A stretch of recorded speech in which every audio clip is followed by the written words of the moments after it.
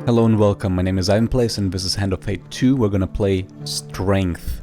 Stealing half of an ancient relic from an ogre has left you dying and cursed. Gear up and claim the other half of Edesia's charm. Grievous wounds start with 10 life, eating food does not heal. Whoa! Draknar the Mighty. A high defense will help reduce damage from the ogre's devastating onslaught. Dice, there will be dice. We're just gonna turn whatever is new. New. Temple prayers for something that makes us better at playing games. Lost boy, why not? Distressed damsel, why not? And the old maiden, why not? Let's get the new sword, let's get the new hammer, let's get the new empire burden, whatever that is, and what's that? Redgar's Quake, as well as Felvin's Favor, Elusive Charm, Gambler's Jewel most definitely, Grifter's Companion, Armor, Exquisite, Sacrificial, and Frontier Barbut. And I think we want max life, and we want leather armor, sure, and healing spirits, most surely. And let's start. It is time for strength. It seems you too are hasty. Here is our evidence of your eagerness to leap into difficulties you cannot face. You must know yourself, hone yourself, sharpen your wits and your sword against the challenges ahead. 90 life. Pain. Oh boy. The bitter taste of blood is the first indicator that you're still alive. Blind and disoriented, you make out a voice calling to you. Left for dead. A pair of hands shake you upright. As you open your eyes, you see Estrella leaning over you, looking the worse for fear. What happened? Estrella gestures you to be quiet. She presses her back against the boulder beside you and grimaces, holding her side. As your head clears, a booming voice echoes out from deep in the foggy marsh. Oh, where have you crawled, gasted mice? Let your insides be gut and bones be crunched. Ogre. You peer around the rock, and from the mist steps an ogre, 3 times as tall as a man, and with a lumpen vicious face. His one good eye darts about wildly as he surveys the area, hunting for something. The ogre grunts and scoops up a broken shining trinket from the ground, splashed red with blood. Ruined with your dirty blood-wrenched cut purses, riven in two. His great hideous face turns red. If thou listen here, I will find the twin, then I will eat thine eyes. The ogre lifts his club and smashes a tree trunk in anger. The tree creaks and crashes to the ground as Draknar the ogre turns and disappears back into the mist. Estrella grimaces as she holds her side, attempting to hide the severity of her injuries. Here, you are injured, she throws you a medical herb bun. Weak to your bone, you gratefully take a bite, and the bread turns to ash in your mouth. You consume one food. Food does not heal. Estrella coughs, one of her eyes closed with blood. That wrenched relic we sought, I believe there is a curse on it. With a sinking realization, you pull the other half of the ogre's trinket from your pack. Sure enough, you feel a wrongness emanating from it. Half of Edesia's charm. While holding only half, food does not restore life. This card cannot be discarded. A stab of hunger hits your stomach. There is only one thing for it. You must steal back the other half from the ogre that almost killed you. The closest town is Draper, Estrella whispers hoarsely. We cannot hope to defeat an ogre now. Summoning your remaining strength, you lift yourself to your feet and stagger to town. Well, that was a handful. Okay, let's just keep going. Let's see what happens. I admire that you have other skills beyond violence. Yet, if there's one thing that the usurper has taught me, it's that violence can sometimes answer questions that otherwise have none. The poor weather slows your day's journey, steering in the mire. To avoid the swelling bogs, you press on to higher ground and happen upon an old road through the marshland. To the left, you see a group of cloaked thieves blocking the road. You check the path to the right. You hear the distant sound of a group of raiders squabbling in the northern tongue. With no other safe path through the mire, who do you fight? I mean, is there a difference in reward? I guess we can just choose who to fight. Let's fight the raiders. A captain fighting on your side. Interesting. I think we're gonna get an introduction for her now. Nice! I like your gunplay. Estrella, having only ever known military life, Estrella's high rank and fame were justly earned. When activated, Estrella performs powerful attacks and causes knockdown. Stay close to charge her ability faster. Now we fight for honor. To arms! Alright. This is not as effective as I was hoping for it to be.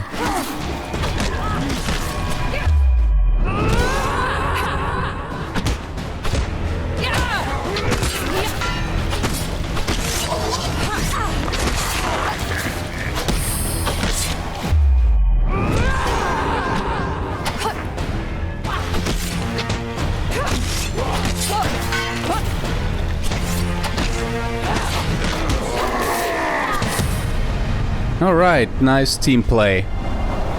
With the raiders defeated, you notice some equipment hidden off the path in the mire. Perhaps they were guarding it.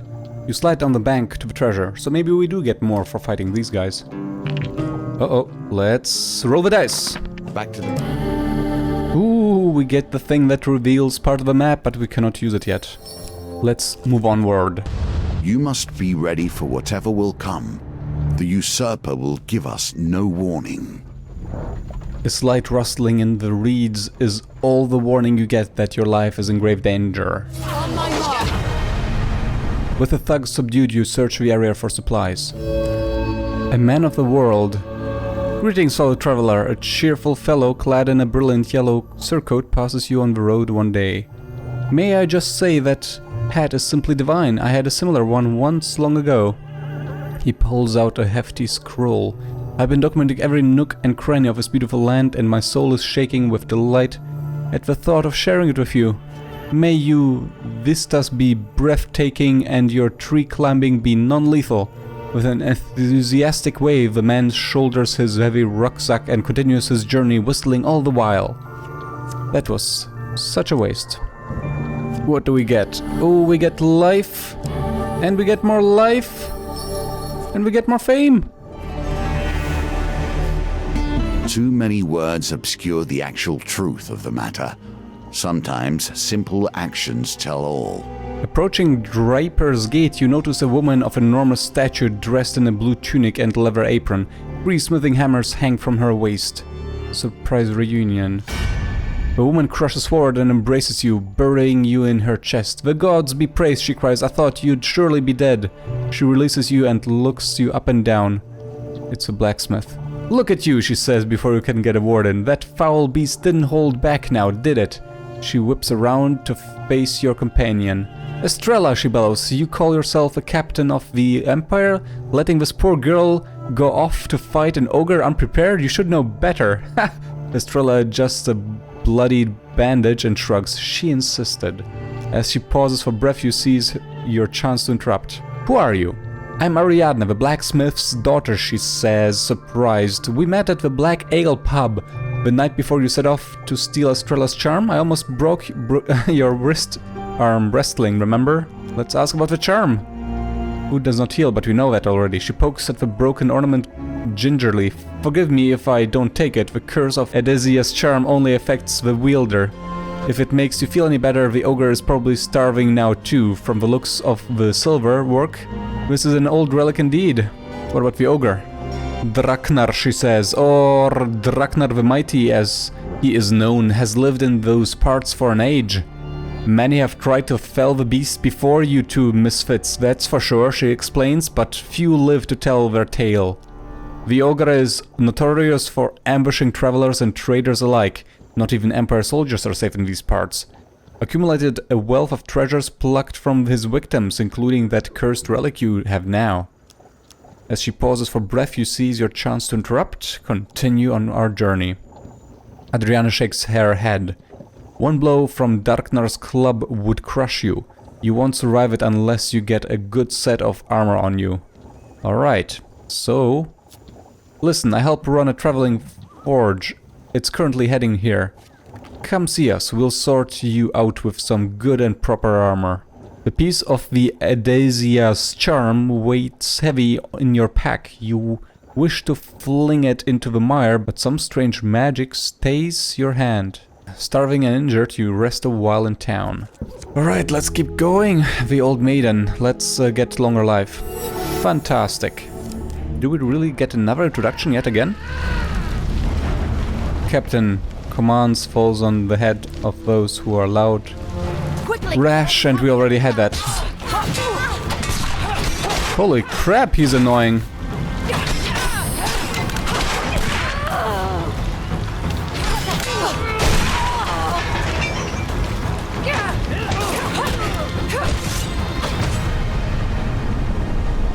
Wow.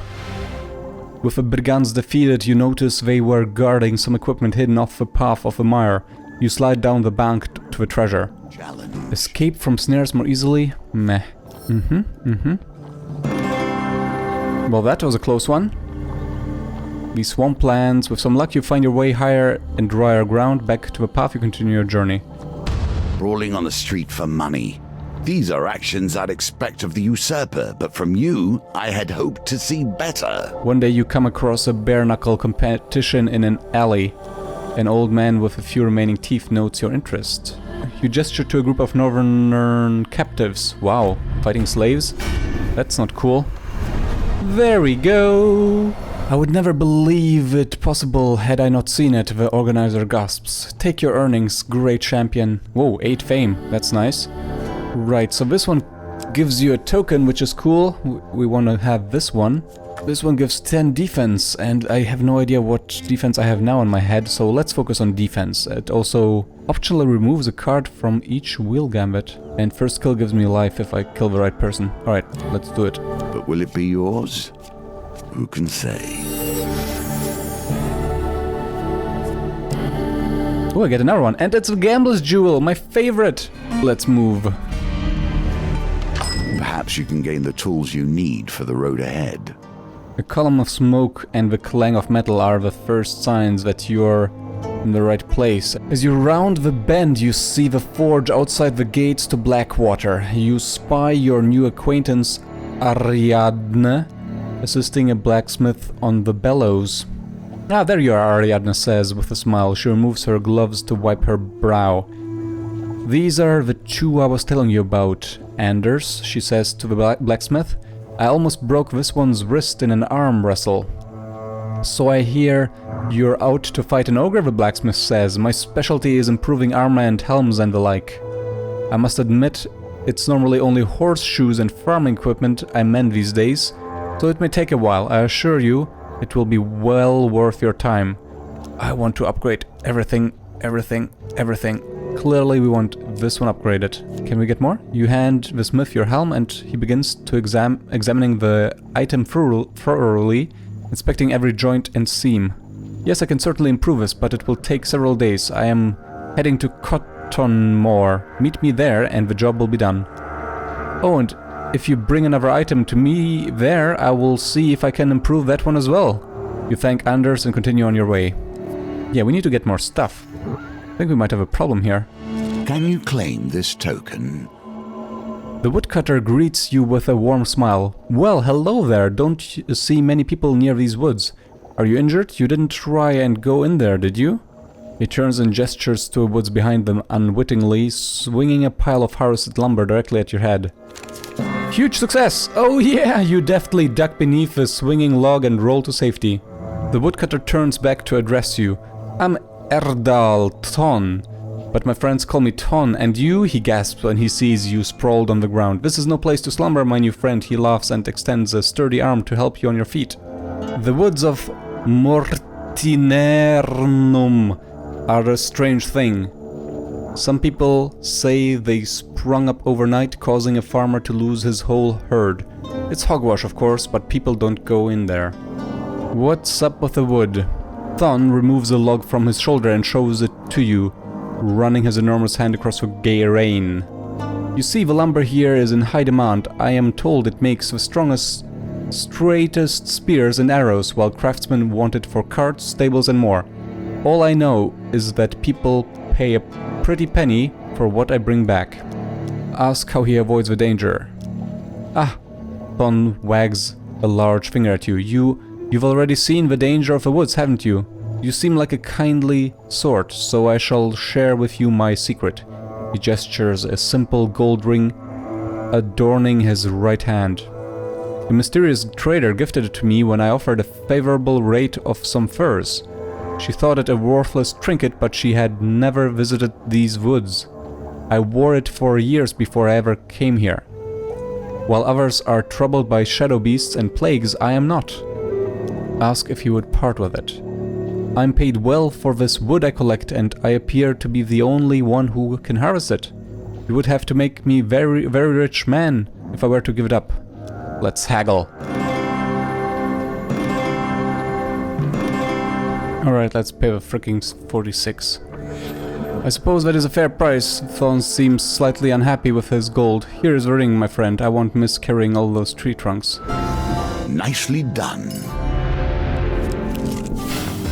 Making deals with the guild. I can only think this will end poorly for both of us.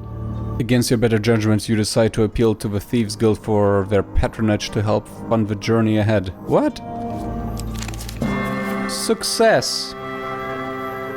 Some of the guild members are sympathetic towards your cause and offer support in the future. The dealer will add your selected gain cards to the deck. Well, let's get gold. Okay. The rest of the guild show little interest in getting involved with your misadventures. Anders greets you with a smile. Ah, there you are. We were just about to leave. You must be wanting this. Double the defense? Yes, please. The smith's workmanship is exemplary. The helm feels stronger than it once was, yet its weight remains unchanged. Now, can we upgrade the same helm? You hand the smith your helm and he begins to examine the item thoroughly, inspecting every joint and seam. While I pride myself on my workmanship, he says, pausing, this is already at the limits of what I can do. Do I have a shield? You hand the smith your old worn shield. This thing is more pot lid than shield. It's not even worth fixing, he says without a frown. I tell you what, take this one on the house. Nice. So, we can upgrade this thing, or we can upgrade our armor. Let's do this. Yes, I can certainly improve this, but it will take several days. And then we can upgrade the shield. Ho ho ho ho, you make a poor apprentice. Cultivate focus. Alright, let's keep going. Oh, it's a lost boy. We'll do that real quick. Oh, we can let Estrella handle the situation. Let's check this out. Captain Estrella, the guards look thoroughly surprised at Estrella's appearance here. They look at you and then back to her with curiosity. Well, spit it out, Estrella barks. The outposts is that way. They point to the west further into the forest. One of the soldiers pushes the boy towards you. You take the boy into the dungeons and claim your bounty. As the guard hands you the reward, you hear the boy cursing you from his cell. Do we lose fame? That is good money. Wow. We get cursed for this, so my companion will not help in combat anymore. When skies are darkened by your enemy's volleys, fight in the shade of his personal wooden bulwark. Alchemy is one of the pure arts. That says little for its practitioners, however. Now that is interesting. Countless jars and obscure artifacts clutter the room. On a central workbench, a peculiar glass beaker simmers over a flame. Ah, I see you found my laboratory then, a voice exclaims. From behind a pile of dusty books, a robed figure emerges, clad in a pointy hat and pair of thick spectacles. He smiles. Here to create the elusive elixir of life, or perhaps is it gold you desire? All is possible through alchemy. Alas, I have yet to prove that such things are indeed possible, he explains. No matter. Say, would you care to assist me with my experiment? Of course, very well, let's begin. Take a jar and place its content in the beaker, he says, as he dips his quill in an inkwell and prepares to write. Remember, you must keep your elixir pure. You take a jar from a shelf and unscrew the lid, and now we have to play the pendulum, don't we? Oh, even worse. That's weird, we can only use the keyboard for this. So I suppose we need to have it in one color only, so let's get rid of blue.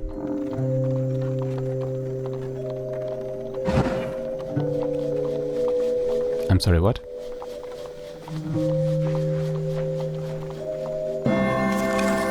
The jar contains a collection of yellow mushrooms. You place one in the beaker and it dissolves instantly. The clear liquid gains the faintest tint of yellow. Excellent, the alchemist says as he scrolls feverishly in his ledger. Now pick another. Oh no. Okay. I think we already failed.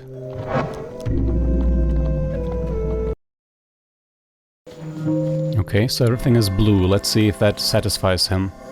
As you add the blue feathers, the mixture glows in intense blue, lighting up the room. You did it! The alchemist's eyes grow wide with excitement. The elixir of kings! He dips a large ladle into the glowing broth. Here, drink it. It will bring you luck. I get fame. Huh. So I could have gold, fame, or life, I suppose. The liquid is surprisingly cold considering it was boiling, but moments earlier it takes your breath away and it runs down your throat, energizing your body to the tips of your fingers and toes. Your mind clears and you find newfound resolve for the mission at hand. The alchemist thanks you profoundly for your assistance before returning to his ledger, mumbling to himself, "The elixir of life still eludes me. What color could it be? Red, maybe?" You need to create elixir of life to win this token. As you add the red beetles, the mixture glows an intense red, lighting up the room. Eureka! The alchemist's eye grows wide with excitement. The fabled elixir of life. He eagerly dips a large ladle into the glowing liquid and holds it out to you. Here, drink it! The dealer draws 2 max life cards. Wow. Wow. The red liquid is sweet like honey and warm like sunshine, refreshing as a seaside breeze. You hear the sound of gulls and children laughing, and for a moment your troubles are abolished. Your mind clears and you find a newfound strength and hardness about you. A reward well earned. Very good. The alchemist thanks you profoundly for your assistance before returning to his ledger. Make more notes. Let us proceed. Ah, there you are, Anders says, stepping back from the anvil. I guess you've come to collect this. Leather armor plus 20. Simply the middle road. We have now 50 defense. You hand the smith your shield and he begins to examine the item thoroughly, inspecting every joint and seam. Yes, he can certainly do it. Goblins. They lead to naught but trouble. Were it in my hands, I would never deal with them. You spy a goblin half hidden in a corpse of trees, counting the gold weighting down his sack. Startled by your presence, he beats a hasty retreat through a magical portal. Of course we follow. You tell Estrella to stay behind before pursuing the goblin through the portal. She can't do anything anyways. Oh, it's another one of these dungeon missions. We've been here before.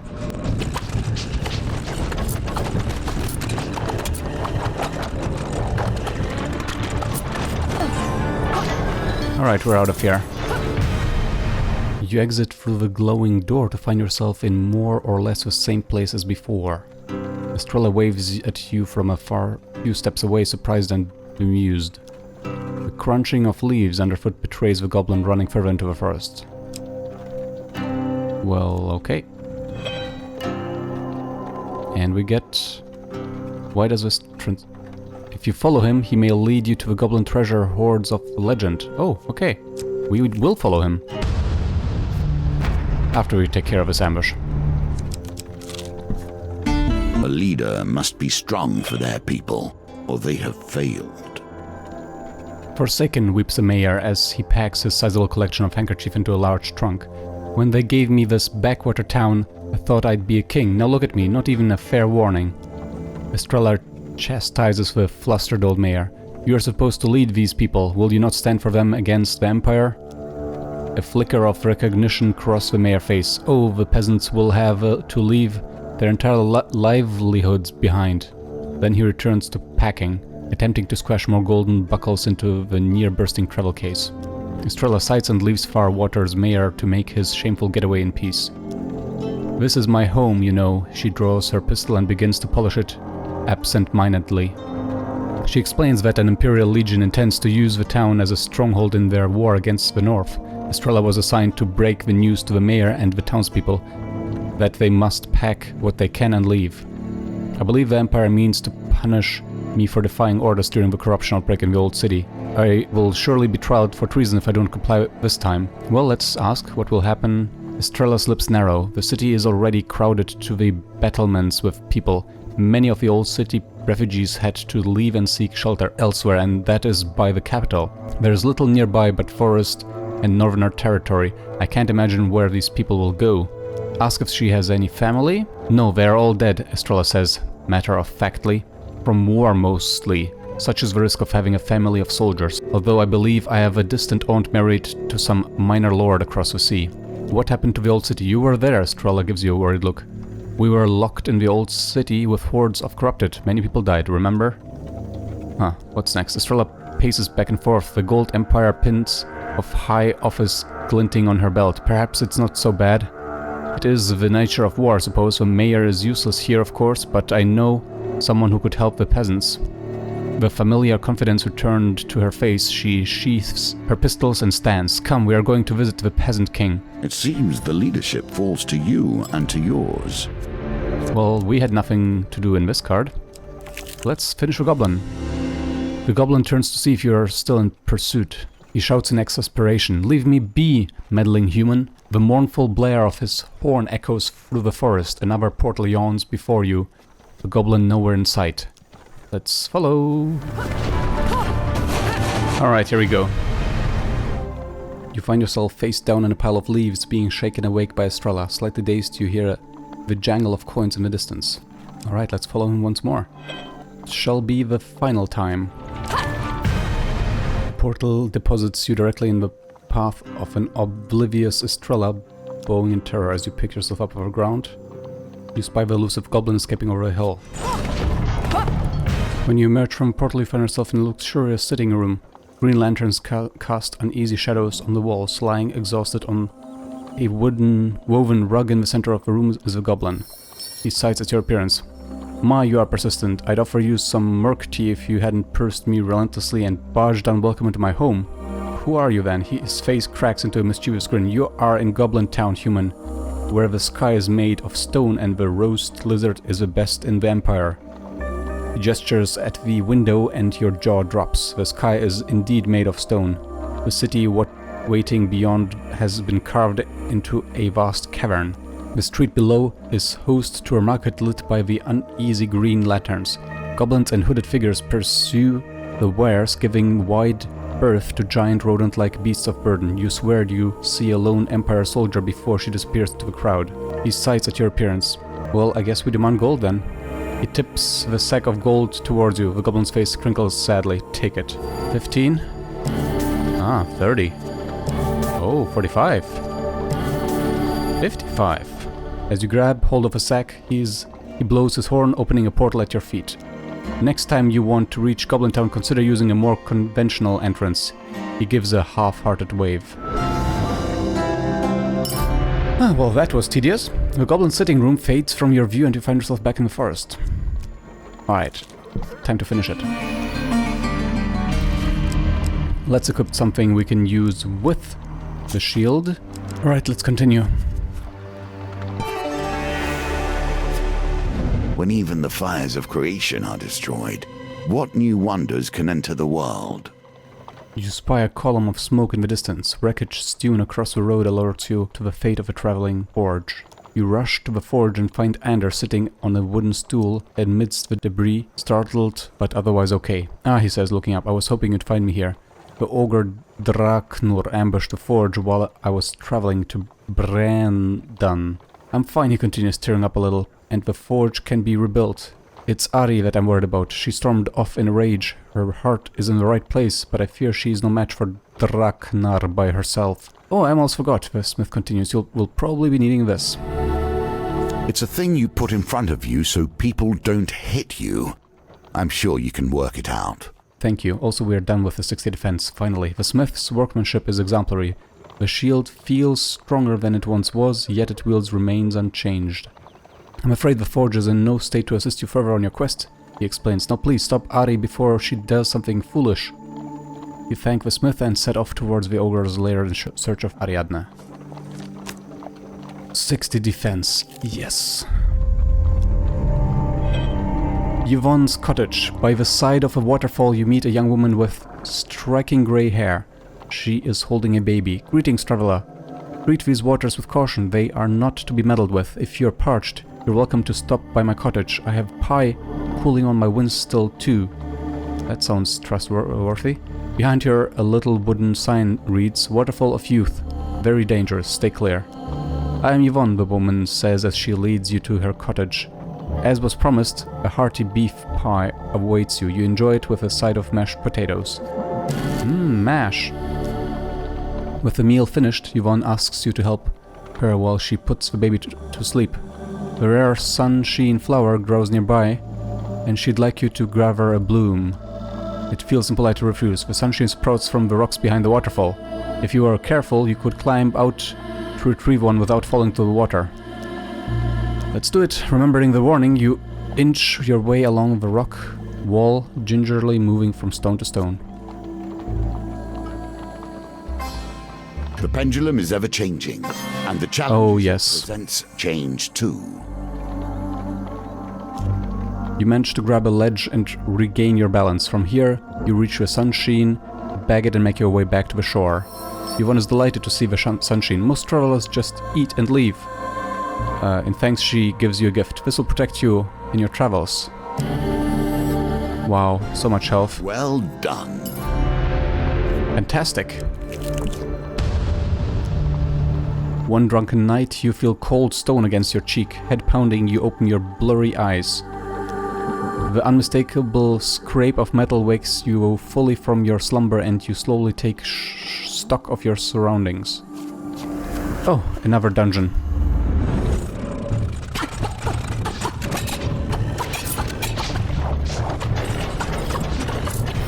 You follow the stairs upward until you emerge in a forest, the morning sun burning your eyes.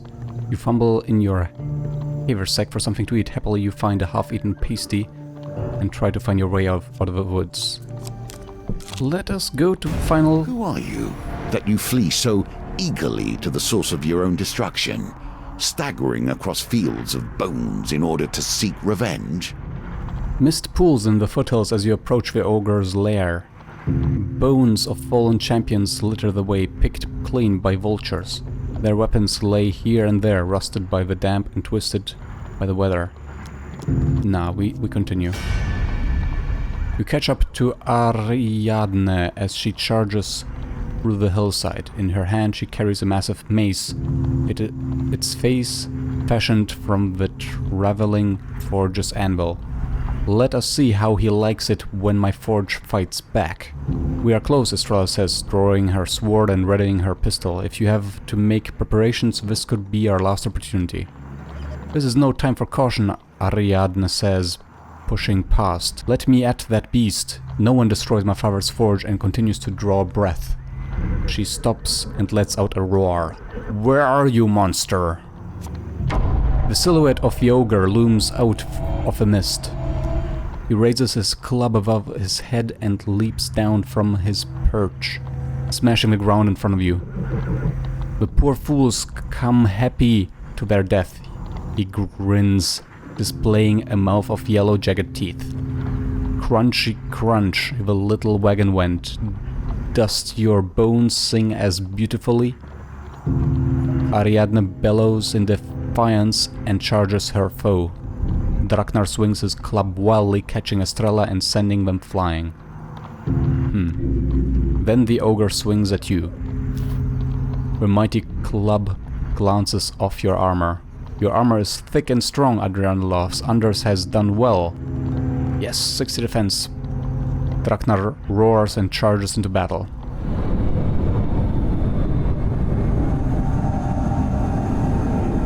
Let's get the formal introduction.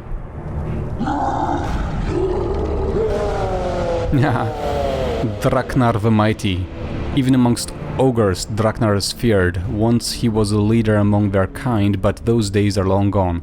The ogre's thick hide reduces damage by 4, making low damage weapons less effective. Beware, club deals devastating damage. Evade or perish. Wow. Wow, that was no joke. With the ogre defeated, you and Ariadne rush to Estrella's side and help them to their feet. Then you see it, shining under a pile of bloodied rags and small bones. Here we go. Food does not restore life. Now let's combine them. The two halves of Edasia's charm slide together, and with a rush of relief you feel the curse lift. Every butcher understands how best to cleave flesh from bone. Edasia's charm. Create an aura that lasts 60 seconds. While active, gain +1 food for every enemy defeated. Excludes undead. This is pretty good. With a shout of joy, Ariadne lifts her hammer to the sky. Wow! Now that was exhilarating. We brought down Draknar the Mighty. We're bloody heroes. Ariadne runs a hand over her hammer. She seems reluctant to let this moment go. Say, you don't need some extra muscle in your troop, do you? Sure do. For strength. And so you gather more tools, and with each step, more power. Stirring in the mire, wetland ambush.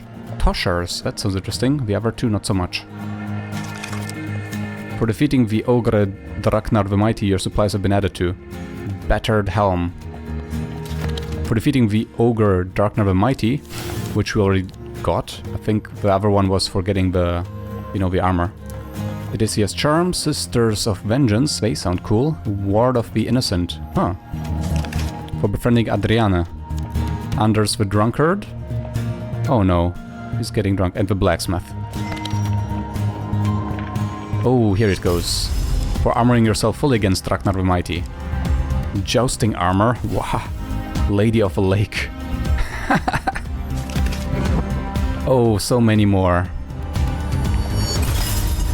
For paying Thon Edrahal. Forest Guardian's Ring.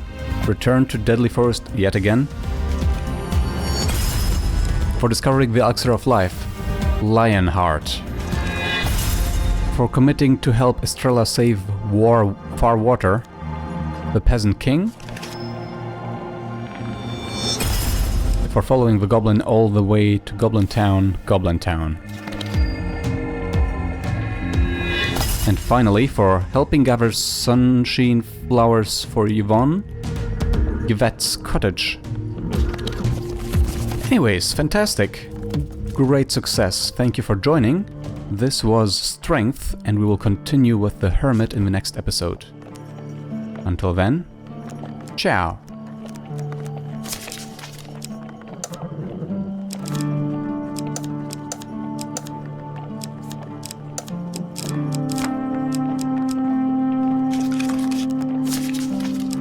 A smith, and a fine one. Of all your companions, I respect her the most.